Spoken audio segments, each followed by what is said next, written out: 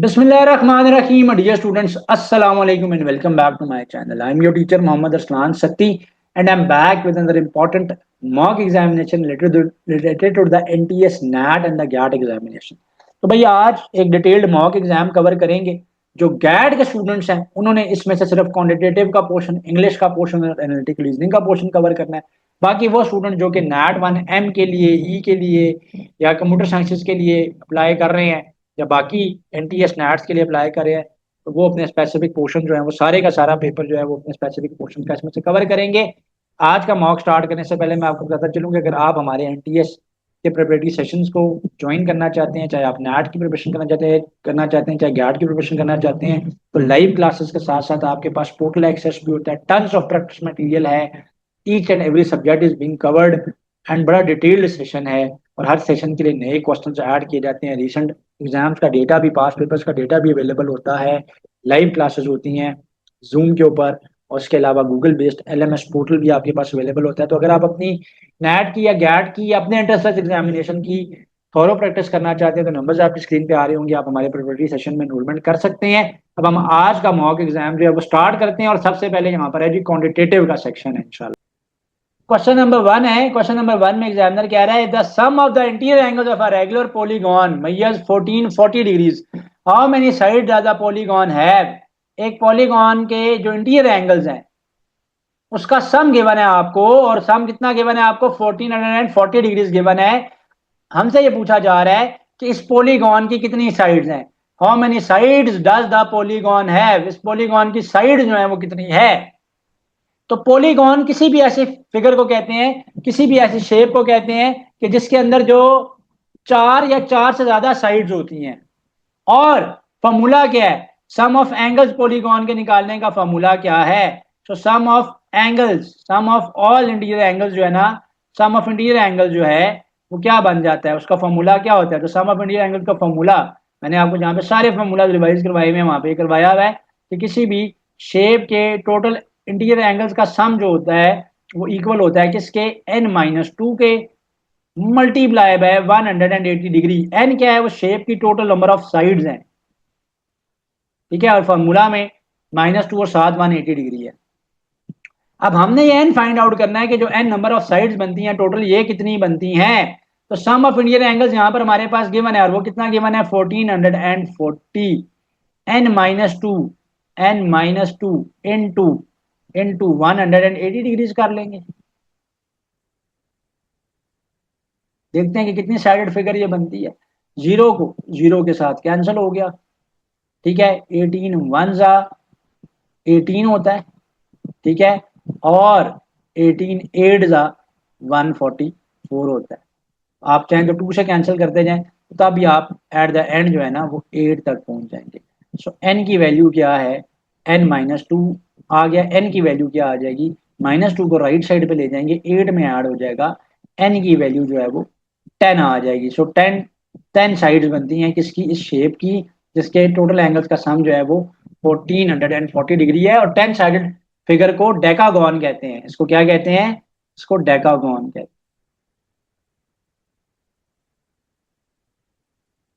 इसको डेकागॉन कहा जाता है। क्वेश्चन नंबर 2 के ऊपर अब हम चलते हैं। कह रहा है what is the value of x, x की वैल्यू बताएं इस इक्वेशन के अंदर। और इक्वेशन क्या है, इक्वेशन ये हमें गिवन है 20/x plus 16/x equal to 12। Very easy question, a question from the recent past exams. So 20/x है प्लस 16/x है, वैल्यू इक्वल टू 2 के है, ठीक है। जुबानी हो जाता है, इतना इजी क्वेश्चन है। सो 20/x प्लस 16/x आ गया मेरे पास यहाँ पर, इक्वल टू क्या है, इक्वल टू है जी 12 के, 12 के इक्वल है, 12 के इक्वल है। दोनों के डिनोमिनेटर में क्या पड़ा हुआ है, x पड़ा हुआ है। जब दोनों के डिनोमिनेटर में सेम नंबर पड़ा हुआ है तो वही क्या आ जाएगा, एलसीएम आ जाएगा। जब सेम नंबर दोनों के डिनोमिनेटर में पड़ा हुआ हो और वही आपके पास एलसीएम हो तो सिंपली क्या हो जाता है कि सिंपली क्या हो जाता है आपके पास कि सिंपली जो ऊपर वाले नंबर्स होते हैं उनके ऊपर जो भी ऑपरेशन चल रहा है, अगर प्लस का चल रहा है तो प्लस का रहेगा, अगर माइनस का तो माइनस का रहेगा। तो यहाँ पर क्या हो जाएगा, 20 + 16 हो जाएगा। सो 20 + 16 जो है ना वो एज इट इज कहाँ पर आ जाएगा, इनके न्यूमरेटर में आ जाएगा, इज इक्वल टू 12 हो गया। क्रॉस मल्टीप्लाई कर लेते हैं हम लोग इसको, तो इनको जो है ना हम ऐड कर लेते हैं। तो राइट साइड पे मेरे पास क्या आ जाएगा, 12 ऑफ एक्स आ जाएगा, 20 और 16 ऐड होकर क्या आ जाएंगे, 36 आ जाएंगे, 12 वन जा, 12 थ्री जा, सो एक्स की वैल्यू क्या आ गई, 3 आ गई, सो एक्स की वैल्यू क्या आ गई, 3 आ गई। So it was a very easy question. Moving on to question number 3। Question number 3 है, एक नजर आप क्वेश्चन के ऊपर डाल लीजिए, चॉइसेस इसकी अनफॉर्चुनेटली बीच में छुपी हुई है, लेकिन करेक्ट चॉइस यहाँ पर नजर आ रही है। तो जब मैंने इमेज इसका ऐड किया तो चॉइसेस के ऊपर ही वो आ गई है कहीं पे। ठीक है, बहरहाल परेशान होने की बात नहीं है, क्वेश्चन को मैं सॉल्व करवाया था, बड़ा इंपॉर्टेंट क्वेश्चन है ये, भी लास्ट टेस्ट के अंदर क्वेश्चन आया था और स्टूडेंट जो थे वो कंफ्यूजन का शिकार हो गए थे। कह रहे हैं कि if point A is the centre of the larger circle, अब दो सर्कल्स बने हुए हैं, एक बड़ा सर्कल है और एक उसके अंदर छोटा सर्कल है। पॉइंट ए जो है ना वो क्या है, वो सेंटर है किसका, लार्जर सर्कल का, और पॉइंट बी क्या है, ठीक है, वो बाउंड्री के ऊपर है, दोनों की बाउंड्री जहां पर मिल रही है, बड़े सर्कल की भी छोटे सर्कल की भी। कह रहा है if line a b representing the diameter of the inner circle of the radius of the larger circle is 7 centimetre in length, find the area of the larger circle. कह रहा है कि ए टू बी जो है ना वो radius है, ए to be क्या है, वो रेडियस आर है, ए टू बी क्या है, रेडियस आर है इस बड़े सर्कल का। आप बताएं कि बड़े सर्कल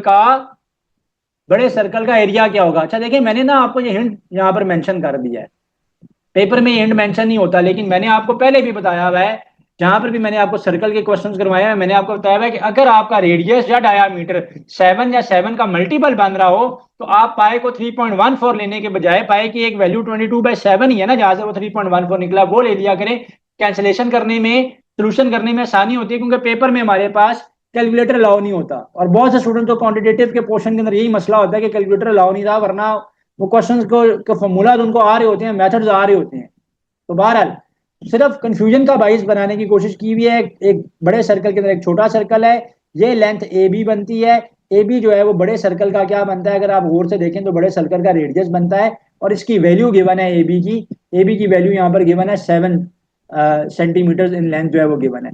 एरिया क्या आ जाएगा, एरिया इसका आएगा पाई आर स्केयर, तो एरिया इसका क्या आ जाएगा, पाई आर स्केयर जो है वो इसका एरिया आ जाएगा। ठीक है, सर्कल का एरिया निकालने का फॉर्मूला पाई आर स्केयर, पाई की जगह पे मैंने बताया ना कि जब भी 7 का मल्टीपल हो आपका रेडियस या डायमीटर तो 22/7 ले लिया करें, ये हिंट है, पेपर में टाइम बच जाता है। 7 का स्केयर क्या हो जाएगा, 49 हो जाएगा, कैंसिल कर लेते हैं, 7 वन जा 7 7 जा 49, 22 इंटू 7 करेंगे तो 154 सेंटीमीटर स्केयर आ जाएगा। सो 22 इंटू 7 किया, 7 टू जा 14 का 4, 1 चला गया कैरी, 7 टू जा 14, 14 में 1 ऐड हुआ तो 154 सेंटीमीटर स्क्वायर आ गया। ऑप्शन डी जो है वो यहाँ पर करेक्ट चॉइस आ गई है। तो ये जब क्वेश्चन आया था स्टूडेंट्स कंफ्यूजन का शिकार हो गए कि भाई ये सर्कल के अंदर सर्कल है, तो सर्कल के अंदर बेशक सर्कल पड़ा हुआ हो, जानबूझ के एग्जामिनर ने ए और बी जो लेंथ थी वो सिर्फ प्रैक्टिकली तो बताई हुई थी, लेकिन फिगर में मार्क नहीं थी की भी, हमने सिंपली क्या करना है कि हमने सिंपली इसका एरिया निकालना था। अगला क्वेश्चन है डिस्टेंस फॉर्मूला का क्वेश्चन है, बड़ा स्ट्रेट फॉरवर्ड क्वेश्चन है। सो कह रहा है कि डिस्टेंस बताएं इन पॉइंट्स के बीच में, जबकि पॉइंट P1 जो है वो 3,4 है, जबकि पॉइंट P2 जो है वो 7,7 है, 7,7 है। सो डिस्टेंस क्या आ जाएगा, इसका डिस्टेंस निकालने का डिस्टेंस फॉर्मूला क्या होता है, डिस्टेंस फॉर्मूला कहता है दोनों के एक्स का डिफरेंस लें, एक्स कोऑर्डिनेट्स का डिफरेंस लेकर होल स्क्वायर कर लें, ऐड कर दें दोनों के वाई के का डिफरेंस लेके होल स्क्वायर कर लें, और सम करने के बाद होल अंडर रूट कर लें, तो आपके पास दोनों पॉइंट्स के बीच का डिस्टेंस आ जाता है। सो ये मेरा पॉइंट जो है वो x1 y1 है, ये मेरा पॉइंट जो है वो x2 y2 है। तो x2 में से x1 को माइनस करेंगे, 7 में से 3 को क्या कर लेंगे, माइनस कर लेंगे, होल स्क्वायर आ जाएगा, प्लस y2 में से y2 7 है, 7 में से 4 को माइनस कर लेंगे, होल स्क्वायर आ जाएगा, और ऊपर हम लोग क्या कर लेंगे, ऊपर जो है हम लोग होल अंडर रूट कर लेंगे। तो 7 - 3 4 है, 4 का स्क्वायर क्या हो जाएगा, 16 हो जाएगा। यहाँ पे 7 - 4 क्या है, 7 - 4 3 है, 3 का स्क्वायर जो है वो 9 हो जाएगा, 16 + 9 जो है वो 25 होता है, अंडर रूट 25 जो है वो क्या आ जाएगा, वो 5 यूनिट्स आ जाएगा। तो वो 5 यूनिट्स जो है ये आंसर आ गया। Easy PG and straight forward question था। आगे चलेंगे, कह रहे हैं 6 man can complete a work in 15 hours. अगर 6 आदमी जो है ना वो काम कंप्लीट करते हैं 15 आवर्स में, 15 घंटों में, then how many hours will it take if 10 men working on the same speed completes the work. तो कह रहे हैं कि कितना टाइम लगेगा कि अगर 10 लोग जो हैं उसी स्पीड के ऊपर काम करते हैं और उसी काम को जो है मुकम्मल करने के लिए उनको कितना टाइम लगेगा। तो एक बात याद रखें कि जब भी आपके पास इनवर्स प्रोपोर्शन का क्वेश्चन आए, तो पहले तो आप चेक कर लें क्वेश्चन में कि क्या ये इनवर्स प्रोपोर्शन का क्वेश्चन भी है या नहीं है। तो क्या ये इन्वर्सली प्रोपोर्शनल का क्वेश्चन है या नहीं, ठीक है, पहले तो ये चेक करें। तो इन्वर्सली प्रोपोर्शनल की कंडीशन क्या होती है कि जब आप क्वांटिटी वन को इंक्रीज करते हैं तो सेकंड क्वांटिटी क्या होती है, डिक्रीज होती है। और अगर आप फर्स्ट क्वांटिटी को डिक्रीज करते हैं तो सेकंड क्वांटिटी आपके पास क्या होती है, इंक्रीज होती है। तो ये इंक्रीज होती है। तो कह रहा है कि अगर छह लोग 15 आवर्स में काम कर रहे हैं, वही काम सेम रेट के ऊपर 10 मैन कितने टाइम में कंप्लीट करेंगे। इसका शॉर्टकट टेक्निक क्या है कि आपने चाहे टाइम निकालना हो, चाहे आपने मैन निकालने हो या कोई और चीज निकालनी हो, तो इन्वर्सली प्रोपोर्शनल में आप क्या किया करें, गिवन डेटा को मल्टीप्लाई करते हैं। तो गिवन डेटा क्या है, 6 man completing this task in 15 hour, तो 6 into 15 आ जाएगा ये। तो let me turn off the auto shapes first, ठीक है जी। 6 into 15 आ जाएगा। तो गिवन डेटा को क्या कर दिया, मल्टीप्लाई कर दिया। पूछ रहा है कि 10 लोग कितने में काम करेंगे। जो वैल्यू पूछी गई है उसका जो डेटा गिवन है उससे आप डिवाइड कर लें, तो जो भी अननोन निकालना है वो आपके पास आ जाएगा। हमने यहाँ पे जो अननोन निकालना है वो टाइम इन आवर्स निकालना था। तो एक मरतबा फिर सुन लें, शॉर्टकट टेक्निक क्या है कि अगर आपके पास इन्वर्सली प्रोपोर्शनल का डेटा हो तो जो गिवन डेटा है उसको आप मल्टीप्लाई कर लें, 6 into 15 डिवाइडेड बाय 10 कर लें। आपके पास सिंपली क्या आ जाएगा, आपके पास सिंपली जो है वो आंसर आ जाएगा।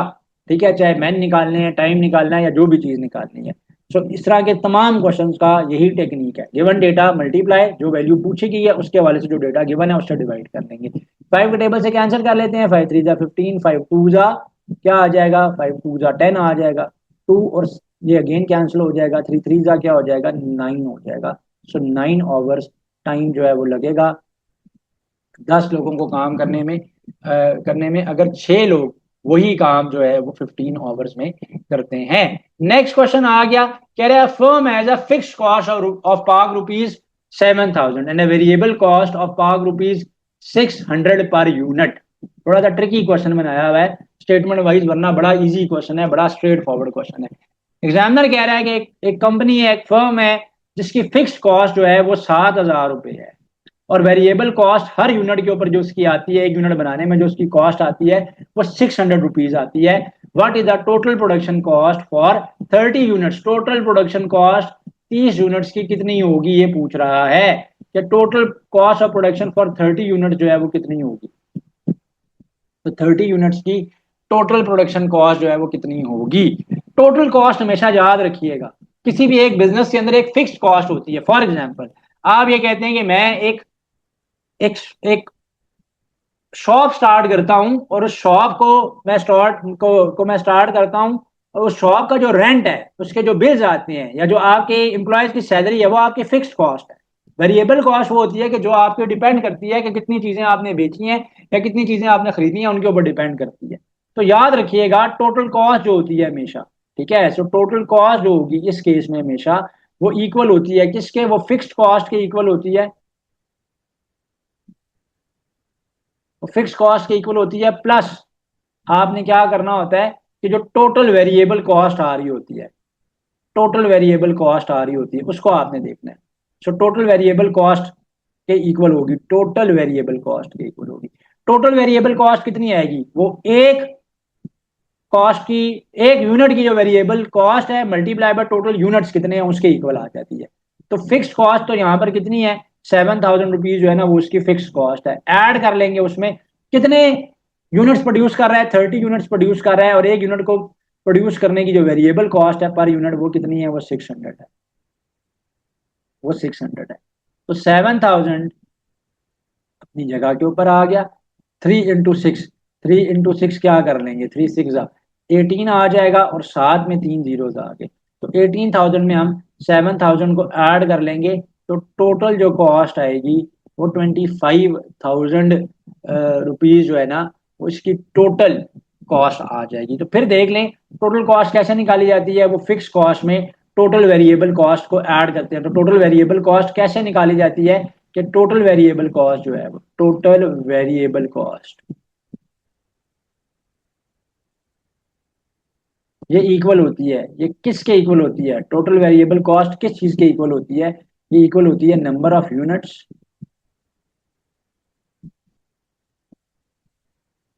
Into variable cost per unit.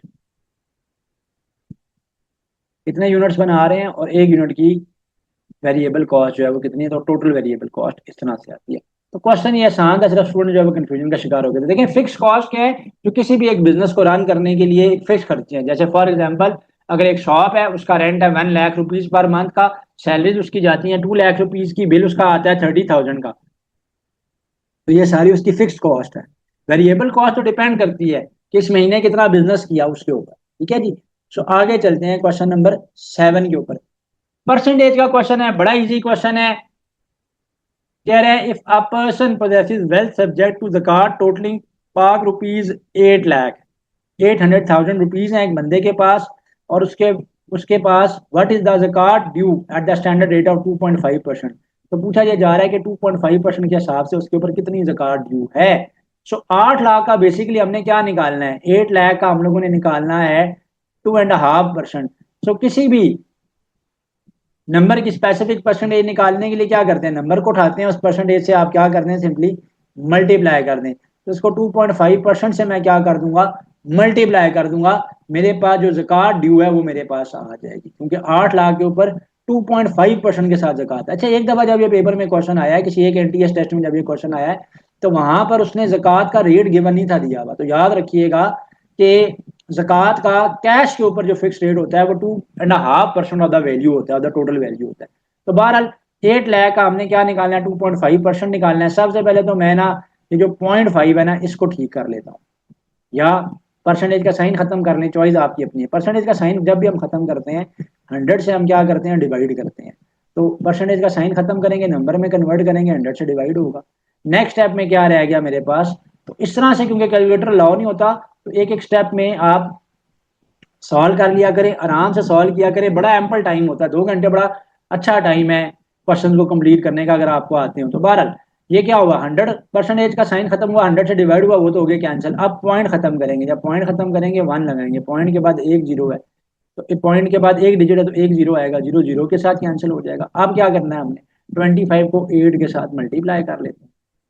25 को 8 के साथ मल्टीप्लाई करेंगे तो 8 5 जब 40 का लगेगा जीरो, 4 चला जाएगा कैरी, 8 2 16, 16 में 4 ऐड करेंगे तो क्या आ जाएगा 20, और ये जो 2 जीरो अपनी जगह पे रह गए थे। तो 20,000 जो है ना, ये क्या बनती है, ये ज़कात बनती है। इसके ऊपर अगर एक बंदे के पास 8 लाख रुपए हैं, तो जो ज़कात उसके पास ड्यू है वो 20,000 रुपीज़ की है, 20,000 पाक रुपीज़ की ज़कात जो है वो उसके ऊपर ड्यू है। तो अगर ना भी एग्जामिनर देगा पेपर में कि जो 2.5% ज़कात देनी, तो ज़कात का रेट जो है ना वो 2.5% ही होता है हमेशा। इसको आपने याद रखना है। आगे चलेंगे, कहते हैं in cricket match the run rate for the first 10 overs was 3.2। एक क्रिकेट मैच के अंदर जो रन रेट था पहले 10 ओवर्स का वो 3.2 है। What should be the required run rate for the remaining 40 overs to reach a total target of 282 run. So cricket match के अंदर जो रन रेट है पहले 10 ओवर्स के अंदर का जो रन रेट है वो 3.2 रन का रन रेट है। कितना रन रेट चाहिए रिमेनिंग 40 ओवर्स के अंदर, अगर 282 रन का टारगेट जो है वो अचीव करना है। तो सबसे पहले तो देखते हैं ना कि जो स्कोर हुआ है 10 ओवर्स के अंदर वो कितना है। तो 10 ओवर्स का स्कोर जो है वो हम लोग देखते हैं। 10 ओवर्स के अंदर हर ओवर के अंदर 3.2 का स्कोर किया गया है। तो 3.2 को जब हम 10 के साथ मल्टीप्लाई करेंगे तो क्या आ जाएगा, 32 आ जाएगा। किसी को कैलकुलेशन नहीं आती तो पॉइंट खत्म होता है 1 लगता है, पॉइंट के बाद एक डिजिट है, जीरो जीरो जीरो के साथ कैंसिल। 32 रन आ गए। अब टोटल स्कोर जो बनाना था वो 282 रन का बनाना था, जिसमें से 32 रन का स्कोर बना चुके हैं। पीछे रिमेनिंग जो स्कोर है वो 250 रन का स्कोर है, 250 रन का स्कोर है। अब ये 250 रन जो है हमने कितने ओवर्स में बनाने हैं, रिमेनिंग 40 ओवर्स में बनाने हैं। तो रिमेनिंग 40 ओवर्स का रन रेट जो है वो हमसे पूछा गया है। सो रन रेट आप कैसे निकालेंगे, सो रन को आप क्या कर देंगे, ओवर्स से हम डिवाइड कर देंगे, तो ये रिमेनिंग रन रेट आ जाएगा। बाकी 40 ओवर्स का जो रन रेट निकालना है वो आ जाएगा। तो टोटल रन कितने अब रह गए हैं, वो रह गए हैं 250। डिवाइड आप उसको कर लेते हैं किससे, 40 से। जीरो को आप जीरो के साथ कर देंगे कैंसिल, ठीक है जी। सो 25 को 4 से कर लेते हैं हम लोग डिवाइड, 4 6 जा 24, 1 बचा, पॉइंट लगा के यहाँ पे 0 लगाएंगे, 4 2 जा क्या आ जाएगा 8, 2 बचा, अगेन यहाँ पे 0 लगाएंगे, 4 5 जा 20 हो जाएगा, और 6.25 का जो है ना वो रन रेट हमें चाहिए होगा। तो अगर 282 रन का टारगेट बनाना है तो रिमेनिंग 40 ओवर्स का रन रेट जो है वो कितना होगा, 6.25 जो है वो रिक्वायर होगा।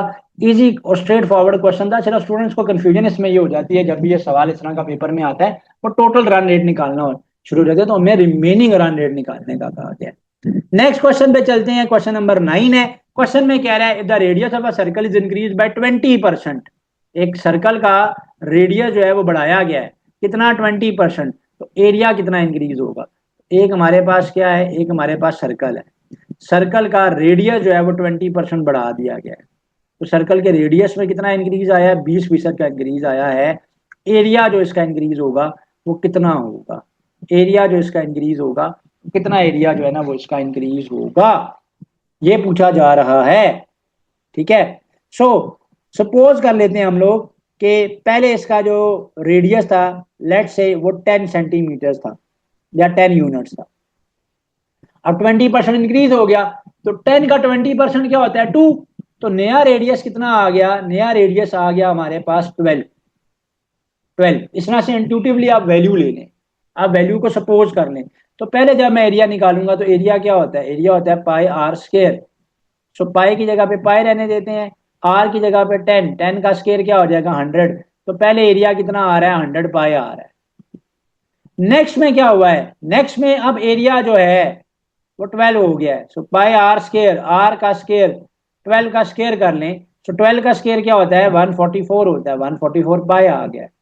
तो पहले एरिया कितना था 100 पाए, अब एरिया 20% का जब इंक्रीज किया रेडियस के अंदर, रेडियस को 20% बढ़ा के 12 किया 10 की जगह पे, तो नया एरिया कितना आ गया 144 पाए। डिफरेंस कितने परसेंट का है, 44 का डिफरेंस है, यानी 44% का डिफरेंस है।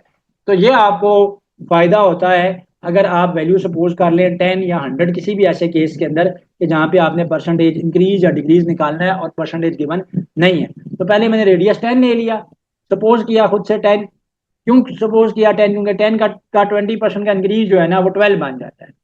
100 पाई आ गया पहले रेडियस, बाद में दोबारा आर की जगह पे 12 प्लग इन कर दिया, नया एरिया जो है वो 144 पाई आ गया। दोनों का डिफरेंस मैंने देखा तो 44 का डिफरेंस बन रहा है, जो कि परसेंटेज वाइज 44% का डिफरेंस जो है वो बनता है। तो 44% का चेंज आया है, नया एरिया नो डाउट 144 पाई हो गया, लेकिन 144% का चेंज नहीं, हमने परसेंटेज इंक्रीज बताना है कि रेडियस बढ़ाने से अब एरिया पे कितना जो है ना वो इंक्रीज आया। तो सवाल ये था कि जी पहले रेडियस है आर, अब वो 20% बढ़ गया है, 20% बढ़ने के बाद जो नया सर्कल आया है उस सर्कल का रेडियस जो है ना वो कितना बनता है, तो ये आपसे पूछा जा रहा था कि उस नए सर्कल का रेडियस जो है वो कितना बनता है। आगे चलते हैं, कह रहे हैं father is 3 times as old as his son, एक फादर जो है वो अपने बेटे की उम्र का 3 टाइम्स है, father is 3 times as old as his son. So father जो है अपने बेटे की एज का 3 टाइम्स है। आफ्टर 15 ईयर्स, 15 सालों के बाद, the father will be twice as old as his son, what is the father's present age. ये रीसेंट पास्ट पेपर के अंदर क्वेश्चन था एज का। एज का क्वेश्चन इजी होता है, स्टूडेंट्स खाम खा कंफ्यूजन का शिकार हो जाते हैं। एज के क्वेश्चन का हिंट मैंने आपको पहले भी बताया है, फिर बताऊंगा कि जब भी एज का क्वेश्चन आए तो करंट एज से स्टार्ट करें। तो मैं सपोज करता हूँ कि फादर की करंट एज है एफ, सन की करंट एज है एस, करंटली क्या रिलेशनशिप है, कह रहा है फादर बेटे की एज का 3 टाइम्स है, तो फादर जो है वो 3 टाइम्स ऑफ एस है। आफ्टर 15 ईयर्स, 15 सालों के बाद, 15 सालों के बाद फादर की एज क्या हो जाएगी एफ प्लस 15 हो जाएगी, सन की एज क्या हो जाएगी एस प्लस 15 हो जाएगी। 15 सालों के बाद अगर एज निकालनी है तो एज इंक्रीज होती है, प्रीवियस ईयर की एज निकालनी है तो एज उतनी माइनस करते हैं। तो 15 सालों के बाद फादर की एज एफ प्लस 15 हो जाएगी, बेटे की एज जो है वो एस प्लस 15 हो जाएगी, लेकिन 15 ईयर्स के बाद वो कह रहा है फादर जो है वो बेटे की एज का डबल हो जाएगा। सो मल्टीप्लाई बाय 2 हो जाएगा रिलेशनशिप इनका, तो 2 टाइम्स हो जाएंगे, इसलिए मैंने 2 से जो है वो मल्टीप्लाई किया। हमसे पूछ क्या रहे हैं, हमसे पूछ रहे हैं जी फादर की करंट एज कितनी है, प्रेजेंट एज कितनी है। एफ के लिए हम इसको सॉल्व कर लेते हैं, एफ प्लस 15 आ जाएगा, ये 2s प्लस 2 इंटू 15 करेंगे तो 2 15 का क्या होता है 30 होता है। सॉल्व कर लेते हैं हम लोग इसको, ठीक है, हम लोग इसको सॉल्व कर लेते हैं और एफ की जगह पे मैं पुट कर लेता हूँ 3s। तो यहाँ पे मैंने क्या किया, फर्स्ट इक्वेशन से एफ की जगह पे 3s पुट कर लिया। ये वाला 2s जो है वो लेफ्ट साइड पे चला जाएगा, यहाँ पर चला जाएगा। तो जब 2s लेफ्ट साइड पे जाएगा तो -2s हो जाएगा। राइट साइड पे क्या आ जाएगा, 30 -15 हो जाएगा।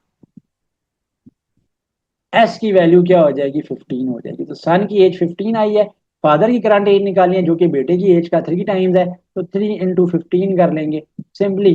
फादर की जो करंट एज है वो 45 ईयर्स आ जाएगी। तो फादर की एज 45 ईयर्स है, बेटे की एज जो है वो 15 ईयर्स है, 15 साल है। Moving on to the next question, कह रहे solve for X when x/2 + 3 is equal to x - y। अब जब ये क्वेश्चन आया, स्टूडेंट्स को बड़ी कंफ्यूजन थी कि भाई एक्स की कांस्टेंट वैल्यू क्यों नहीं आ रही। ना ये कांस्टेंट वैल्यू, आप चॉइसेस को देखा करें हमेशा, चॉइसेस जो गिवन है उसमें एक्स की वैल्यू के अंदर वाई ऑलरेडी पड़ा हुआ है। तो सिंपली आपने क्या करना है कि एक्स वाली टर्म्स को सेपरेट आउट कर लेना है। तो क्वेश्चन है मेरे पास x/2 + 3 is equal to x - y। x/2 को मैं उठाऊंगा और राइट साइड के ऊपर ले जाऊंगा। सो x/2 को राइट साइड पे ले जाते हैं। x में से x/2 को क्या कर लेंगे हम लोग, माइनस कर लेंगे। और -y जो है ये लेफ्ट साइड पे चला जाएगा, प्लस हो जाएगा। 3 में y जो है ना वो जाकर ऐड हो जाएगा। x में से x/2 माइनस होगा तो पीछे x/2 ही रह जाएगा। ठीक है, एलसीएम ले लेंगे ना, तो ये 2 तो उधर जाकर हो जाएगा मल्टीप्लाई, तो ये हो जाएगा 2x - x डिवाइडेड बाई 2। इधर क्या आ गया, लेफ्ट साइड पे आ गया 3 + y, लेफ्ट साइड पे आया है 3 + y। और ये क्या हो गया, ये हो गया है x/2 हो गया है। x की वैल्यू निकालनी है, ये जो 2 यहाँ पर नीचे मल्टीप्लाई हो रहा है वहां पर जाकर दोनों के साथ डिवाइड हो रहा है, वहां पर जाकर दोनों के साथ मल्टीप्लाई हो जाएगा। 2 3 = 6 and 2 × y is 2y। x की वैल्यू क्या आ जाएगी, 6 + 2y या 2y + 6। तो देखते हैं ऑप्शन क्या है। तो ऑप्शन सी जो है वो मेरे पास करेक्ट ऑप्शन बनता है कि x की वैल्यू जो है वो 2y + 6 आ गई है मेरे पास। इजी क्वेश्चन था, सिर्फ दे के करना था। जब पेपर में आया तो स्टूडेंट को कंफ्यूजन ये थी कि भाई ये वाई आ गया, वाई का क्या करना है, वाई का कुछ भी नहीं करना ना, वाई को आप एज इट इज अपनी जगह पर पड़ा रहने देंगे। नेक्स्ट क्वेश्चन की जानिब अब हम लोग चलते हैं। नेक्स्ट क्वेश्चन है, नेक्स्ट क्वेश्चन में कह रहा है at what point does the straight line 2x + 3y + 4 = 0 touches the x axis. तो ये लाइन किस पॉइंट पे टच करेगी एक्स एक्सिस को। गौर करें, एक्स की वैल्यूज गिवन है, इसका मतलब ये है कि लाइन जब एक्स एक्सिस को टच करती है, तो जब भी लाइन एक्स एक्सिस को टच करती है तो वाई की वैल्यू 0 होती है। अगर यही क्वेश्चन आ जाता है कि लाइन वाई एक्सिस को कब टच करेगी, तो अगर पूछ लेते कि वाई एक्सिस को कब टच करेगी, तो उस केस में एक्स की वैल्यू 0 होती है। ठीक है, पूरे एक्स एक्सिस के ऊपर वाई की वैल्यू क्या होती है, 0 होती है। सो अगर मैं कोऑर्डिनेट एक्सिस बनाऊं तो ये जो मेरा पूरे का पूरा एक्स एक्सिस चल रहा है, इसके ऊपर y की वैल्यू जो होती है वो क्या होती है, y की वैल्यू जो होती है वो 0 होती है। इस पूरे एक्स एक्सिस के ऊपर y की वैल्यू क्या होती है, y की वैल्यू जो है वो 0 होती है। y की वैल्यू जो होती है वो क्या होती है, वो 0 होती है। ठीक है, तो अगर आपसे पूछ रहा है कि ये लाइन कहाँ पर, किस पॉइंट पर टच करेगी एक्स एक्सिस को, तो y की जगह पे 0 प्लग इन कर देंगे। तो लाइन की इक्वेशन ये गिवन है 2x + 3y + 4 = 0। एक्स एक्सिस को टच करने का पूछ रहे हैं, y की जगह पे 0 पुट कर देंगे।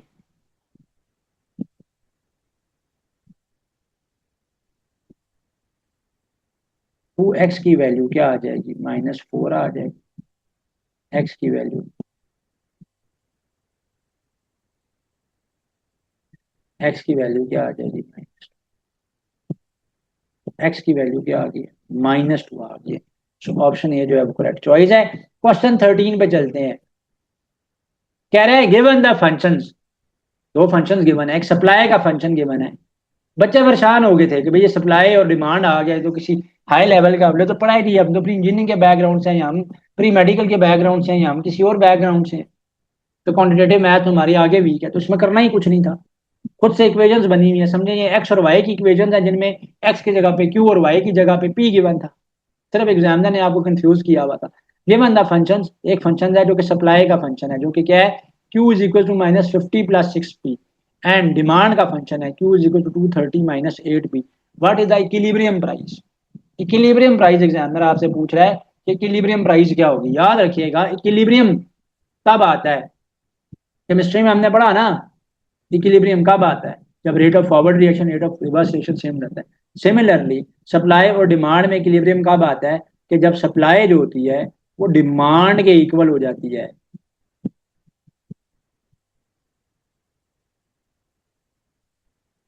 सप्लाई जो है वो इक्वल टू डिमांड हो जाती है।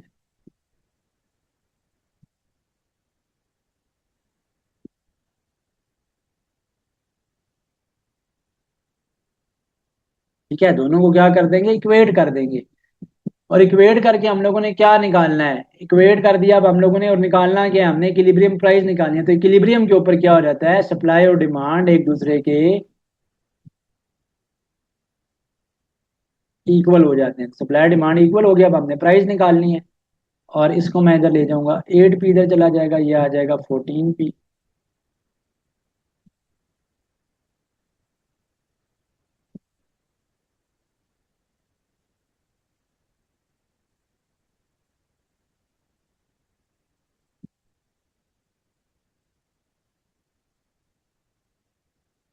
तो प्राइस कितनी आ गई है, प्राइस जो है वो 20 आ गई। प्राइस कितनी आ गई है यहाँ पर, प्राइस जो है वो यहाँ पर 20 आ गई है। तो 20 वैल्यू बनती है इक्विलिब्रियम प्राइस के ऊपर। इजी क्वेश्चन था, क्वेश्चन मुश्किल नहीं था। ठीक है जी, आगे चलेंगे। अब हम लोग कह रहे हैं ना, right angle triangle the two shorter sides both measure 4 units, what is the value of hypotenuse. अब यहाँ पर फिगर नहीं है गिवन, फिगर भी गिवन हो सकती थी।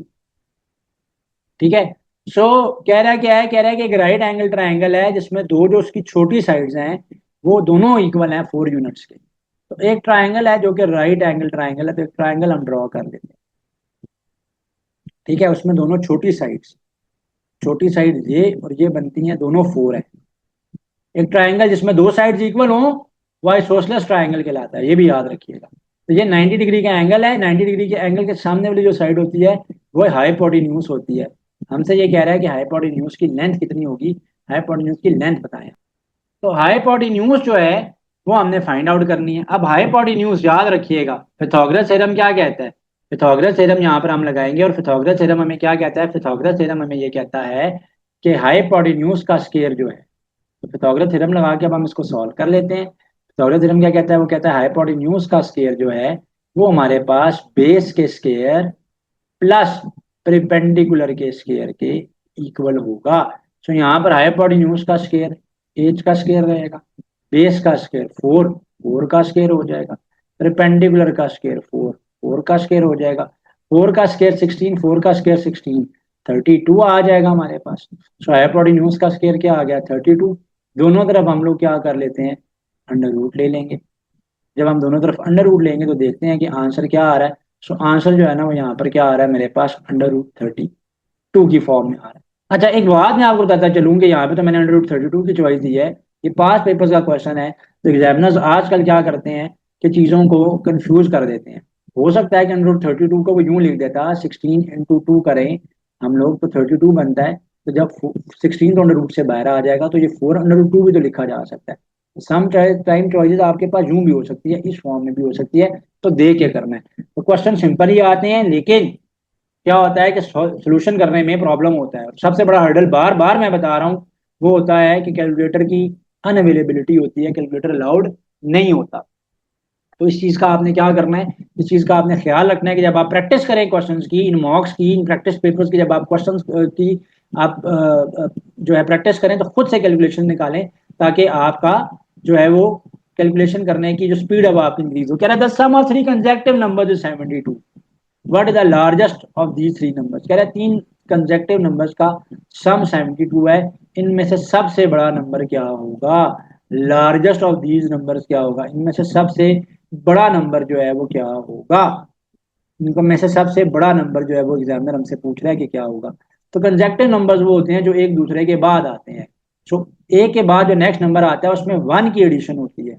उसमें एडिशन किसकी होती है, वन की होती है। अगर एक नंबर एक्स है तो उससे अगला नंबर क्या हो जाएगा, x+1। उससे अगला नंबर क्या हो जाएगा, x+2। स्टूडेंट्स को इसका आइडिया नहीं हो रहा तो देखें कंसेक्टिव नंबर क्या होते हैं, एक के बाद एक आने वाले। लेट सपोज अगर एक नंबर 11 है तो उसके बाद आगे आने वाला कंसेक्टिव नंबर 12 है, उसके बाद आने वाला कंसेक्टिव नंबर क्या होता है, 13 होता है। तो एक नंबर से दूसरे नंबर पे जाने के लिए क्या कर रहे होते हैं हम लोग +1 ऐड कर रहे होते हैं। सो एक्स है, सेकंड x+1 है, थर्ड जो है वो x+2 है। सम हमें इनका गिवन है, एक्स में x+1 को ऐड करेंगे, उसमें फर्दर हम x+2 को ऐड करेंगे, तीनों का जो सम है वो इक्वल टू किसके आ रहा है, 72 के आ रहा है। पूछ रहा है कि लार्जेस्ट नंबर क्या होगा इसमें से लार्जेस्ट नंबर जो है वो क्या होगा, ये पूछा जा रहा है आपसे कि इसमें से बड़ा नंबर क्या होगा। एक्स में मैं एक्स को ऐड करूंगा 2x, 2x में मैं एक्स को ऐड करूंगा 3x आ जाएगा। 3x, 3x, ऑटो शेप्स को ऑफ कर देते हैं। ठीक है, सो 3x आ जाएगा। कैसे, x, x और x ऐड हुआ 3x आ गया, 1 में 2 ऐड हुआ 3 आ गया। 3 को राइट साइड पे ले जाएंगे, माइनस कर लेंगे। 3x की वैल्यू क्या आ जाएगी, 69 आ जाएगी। 3 के टेबल के साथ कैंसिल कर लेंगे, 3 वन जा, 3 टू जा और 3 जा। एक्स की वैल्यू क्या आ गई है, एक्स की वैल्यू मेरे पास कितनी आई है, एक्स की वैल्यू मेरे पास 23 आ गई है। हमसे पूछ रहा गया है, अब जल्दी में 23 नहीं मार्क कर देना, 23 चॉइस में है, हमसे एक्स नहीं पूछा उसने। उसने हमसे पूछा है कि सबसे बड़ा नंबर क्या, तो सबसे बड़ा नंबर इसमें एक्स प्लस 2 है, तो जो 23 + 2 है, तो 23 में जब आप 2 को ऐड करेंगे तो आंसर 25 आता है। तो ये देख के मार्क करना है, जल्दी में भी कहीं दफा पूरा किया हुआ क्वेश्चन इंसान गलत मार्क कर देता है। कहता है the numbers 4 and 6 are a part of arithmetic series. अगर 4 और 6 पार्ट है किसका, of an arithmetic series, find the arithmetic mean between them. 4 और 6 जो है अगर दो टर्म्स हैं किसकी, एक अरिथमेटिक सीरीज की 4 और 6, इनके बीच में ए एम निकालना है हमने, अरिथमेटिक मीन निकालना है।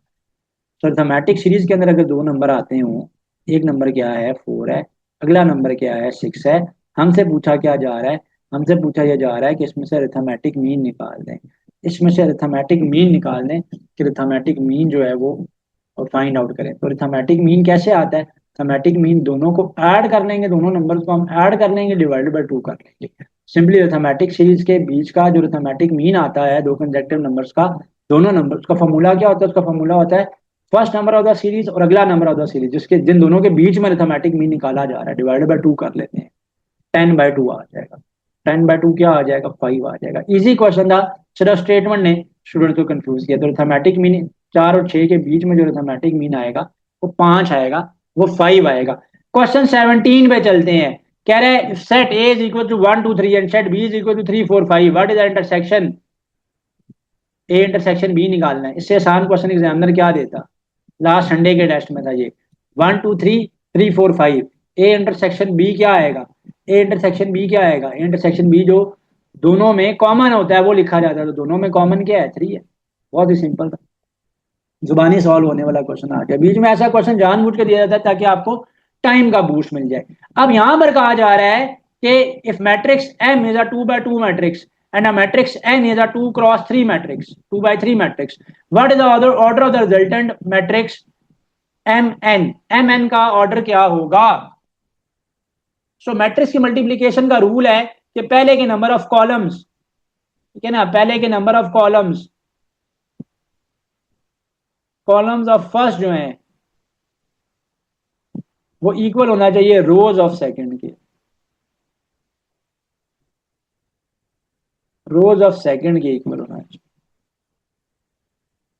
रोज ऑफ सेकंड के इक्वल होना चाहिए। तो कॉलम्स पहले के किसके इक्वल होने चाहिए, सेकंड के रोज के इक्वल होने चाहिए, तभी मल्टीप्लीकेशन होती है। ये कंडीशन है फॉर मल्टीप्लीकेशन। अब इसी कंडीशन से हमारे पास आएगा, इसी कंडीशन से क्या आएगा हमारे पास, इसी कंडीशन से हमारे पास आएगा कि m क्रॉस n कितना आ रहा है। तो पहला मैट्रिक्स है 2 × 2 का, सेकंड मैट्रिक्स कितना है वो 2 × 3 का है। मल्टीप्लीकेशन यस पॉसिबल है, क्यों, क्योंकि पहले के कॉलम्स 2 है, अगले की रोज भी 2 है, दोनों को क्या कर लेंगे, कैंसिल कर लेंगे, पीछे क्या आ जाएगा 2 × 3। तो ये 2 × 3 जो है वो क्या आ जाएंगे, वो हमारे पास resultant matrix m cross n के number of columns and rows आ जाएंगे। ठीक है, 2 उसमें रोज हैं और 3 जो है वो उसमें कॉलम्स हैं, उसका ऑर्डर जो है वो 2/3 आ जाएगा। ऑर्डर जब भी मैट्रिक्स का लिखा जाता है तो याद रखिएगा वो number of rows into number of columns जो है वो लिखा जाता है। तो number of rows into number of columns की फॉर्म में लिखा हुआ होता है। क्वेश्चन 19 पे चलेंगे।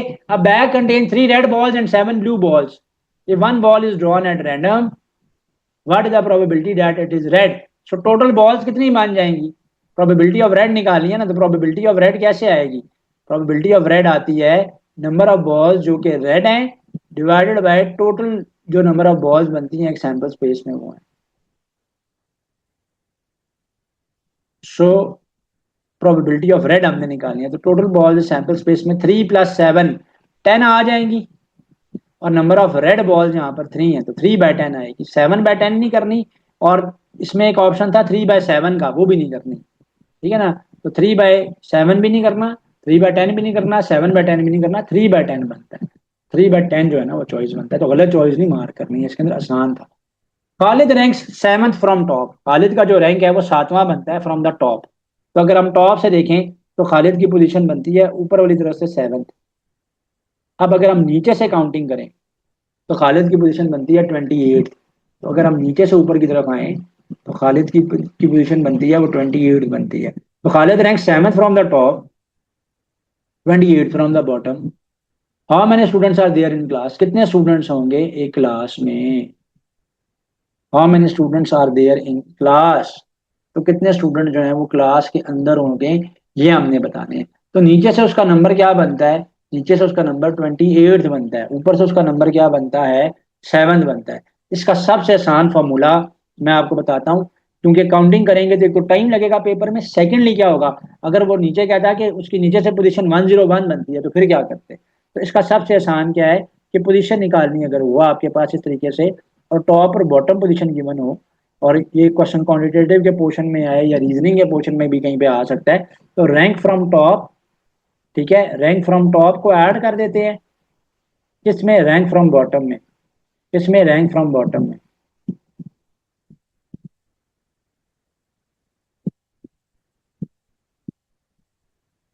1 उसमें से क्या कर लेते हैं, माइनस कर लेते हैं, आंसर आ जाता है। तो रैंक फ्रॉम टॉप क्या बनता है उसका, 7 बनता है, फ्रॉम बॉटम क्या बनता है, 28 बनता है, 1 उसमें से माइनस कर लेंगे, पीछे क्या आ जाएगा, पीछे आपके पास 34 आता है।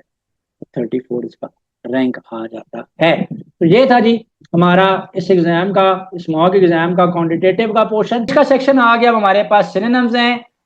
पूछा जा रहा है कि choose the word similar in meaning to proficient. Proficient का मतलब क्या होता है, प्रोफिशिएंट का मतलब होता है एक्सपर्ट, ठीक है, एक्सपीरियंस्ड। प्रोफिशिएंट का मतलब क्या होता है, एक्सपीरियंस्ड या एक्सपर्ट। तो यहाँ पे क्लोजेस्ट वर्ड क्या बनता है, क्लोजेस्ट वर्ड यहाँ पर बनता है skilled. Choose the word most similar in meaning to affection. Affection का मतलब क्या होता है, फीलिंग ऑफ लव या फीलिंग ऑफ फॉन्डनेस, ठीक है, किसी के लिए अच्छी फीलिंग्स होना। Affection means love. Choose the words most similar meaning to restive. Restive का क्या मतलब है, ये रेजिस्टिव नहीं है, रेस्टिव है, जरा गौर से पढ़ना है। रेस्टिव का मतलब क्या होता है, रेस्टिव का मतलब होता है रेस्टलेस, यानी ऐसी सिचुएशन जिसमें आपको कोई इम्पेशंस है, आपको डिससेटिस्फेक्शन है, ठीक है, आप किसी चीज को पाने के लिए बड़े बेताब हैं, तो रेस्टिव सिचुएशन जो है ना, ऐसे सिचुएशन को कहा जाएगा। आगे चलते हैं, कहा जा रहा है कि choose the word most opposite in meaning to defer. Defer का मतलब क्या होता है, डेफर का मतलब होता है किसी चीज को डिले कर देना, डिले कर दिया किसी चीज को, पोस्टपोन कर दिया किसी चीज को, कैंसिल कर दिया कि आज नहीं इसको कल करेंगे। क्लास में लाइव मॉक होना था, नहीं हुआ जी, आज नहीं होगा जी, कल होगा, डेफर कर दिया। या इस बैच में नहीं अगले बैच में आपको एडमिशन देंगे, डेफर कर दिया। हमने इसका ऑपोजिट बताना है, एंटेनम बताना है। तो ऑपोजिट इसका क्या होगा, एक्सपीडाइट। एक्सपीडाइट का मतलब होता है किसी काम को स्पीड अप कर देना, ठीक है, किसी प्रोसेस की को स्पीड अप कर देना, एक्सपीडाइट का ये मतलब होता है, ठीक है। Choose the word most opposite in meaning to feasible. Feasible का मतलब होता है सूटेबल, प्रैक्टिकल या पॉसिबल, जो काम हो सकता है, जो काम हो सकता है। ऑपोजिट इसका क्या होगा, जो कि इम्प्रैक्टिकल होगा, इम्प्रैक्टिकल यानी फिजिबल नहीं है, ठीक है, अनफीजेबल है, पॉसिबिलिटी नहीं है इस चीज के होने की, प्रैक्टिकलिटी नहीं है, पॉसिबल नहीं है कि प्रैक्टिकली हो सकता है। एफिकेसी का ऑपोजिट बताना है। एफिकेसी का मतलब होता है डिजायर्ड रिजल्ट को अचीव करना। एफिशिएंसी किसी चीज की कितनी है, किसी चीज की इफेक्टिवनेस कितनी है।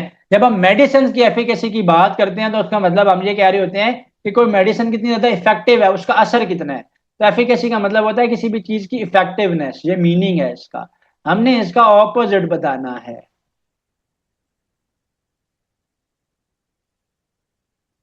ऑपोजिट इसका क्या हो जाएगा, ऑपोजिट इसका हो जाएगा इनएफिशिएंसी, इनएफिशिएंसी, कि कोई चीज कितनी ज्यादा इनएफिशिएंट है, inefficiency. Choose the word most opposite meaning to hazardous. Hazardous, hazardous का मतलब क्या होता है? डेंजरस, रिस्की, खतरनाक, full of hazards, full of dangers, ठीक है, या डेंजरस, या फिर मैंने वर्ड इस्तेमाल किया रिस्की, ऑपोजिट बताना है हमने। ऑपोजिट इसका क्या हो जाएगा? सिक्योर। सिक्योर क्या होता है? जो कि सेफ है। सिक्योर का मतलब क्या होता है? सेफ। सिक्योर का मतलब क्या होता है? सेफ। क्वेश्चन नंबर 8 पे चलते हैं। नॉलेजेस के क्वेश्चन आ गए। कारपेंटर सॉ, तो मैंने बताया भाई नॉलेजी में सबसे पहले देखा करेंगे गिवन पेयर का आपस में क्या रिलेशनशिप बनता है। कारपेंटर इस्तेमाल करता है सॉ को, सॉ कहते हैं आरे को, ठीक है। एथलीट, रनर, एथलीट और रनर ये तो सिनोनिम है ना एक दूसरे का। असेंबली मेंबर, असेंबली का कोई मेंबर होता है। मेसन बिल्ड करता है वॉल को। यहां पर क्या रिलेशनशिप है कि जो प्रोफेशनल है और साथ उसका टूल मेंशन्ड है, साथ उसका क्या मेंशन्ड है? उसका टूल मेंशन्ड है।